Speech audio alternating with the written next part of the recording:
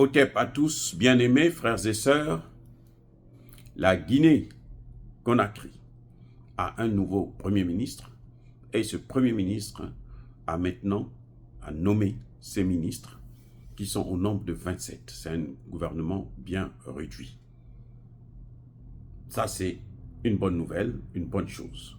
Deuxième des choses, la bonne d'ailleurs encore, c'est que le général Mamadi Doumbouya a reporté les élections à une date inédite.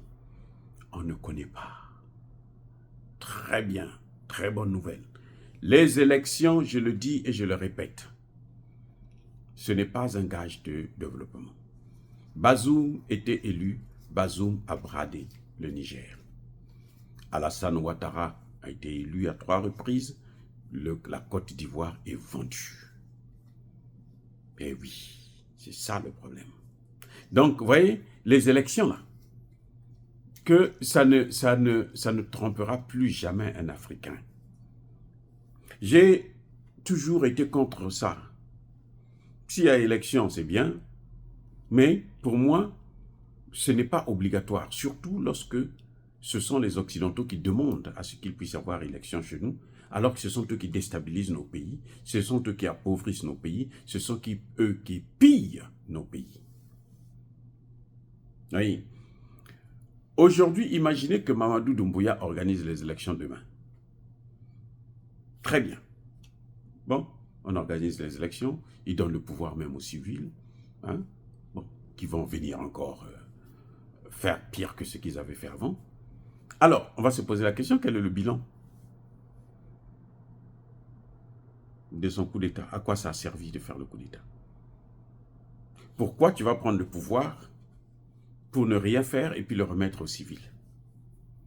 À quoi ça sert? Vous voyez, ça c'est la pression occidentale, parce qu'ils savent que ce n'est que comme ça. 1, qu'ils vont diviser le pays. 2, ils pourront s'ingérer dans nos affaires. 3, ce sont eux qui vont probablement nommer un président, comme ils l'ont fait avec Tshisekedi lors du premier mandat, ce qu'ils ont appelé eux le compromis à l'africaine, où quelqu'un d'autre a gagné les élections. Ils disent que non, c'est pas toi, on organise une conférence, des débats, ainsi de suite, des rencontres, et puis on convainc quelqu'un d'autre pour prendre le pouvoir, et avec des conditions à la clé. C'est pour ça d'ailleurs que Tshisekedi est devenu leur esclave.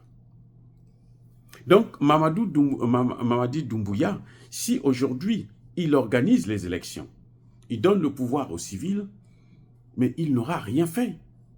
Donc, à quoi ça a servi de faire un coup d'État si c'est pour remettre le pouvoir comment dirais-je, aux civils, ceux-là même qui ont détruit tout le pays, ces hommes politiques véreux, larbins et vulgaires, idiots, qui sont des vrais bandits nationaux. À quoi ça sert? Quel est le bilan?